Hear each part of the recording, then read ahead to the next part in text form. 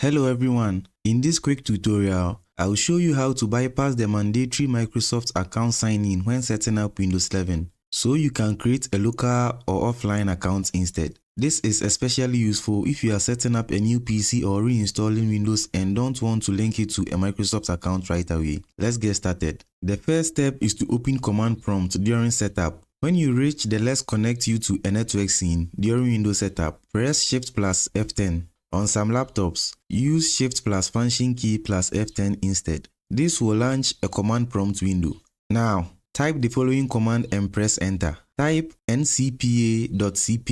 This opens the network connections window. After typing this command, press enter. Now right click and disable all active internet connections, both Wi-Fi and Ethernet. In my case, I only have an Ethernet connection and a Wi-Fi, so I disable that. For the next step, go back to the command prompt or reopen the command prompt using the Shift plus F10. Now type OOBE/bypass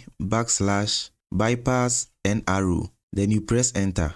Your PC will restart automatically, and when it boots back into setup, you will notice a big change. You will now see the option to continue without signing in into a Microsoft account. Just click continue with limited setup. Proceed to create your local user account as well. No Microsoft account required. And that's it. You are in. Once the setup is complete and you are at the Windows desktop, you can now re-enable internet connections. Press Windows key and then type ncpa.cpl. Then you hit enter.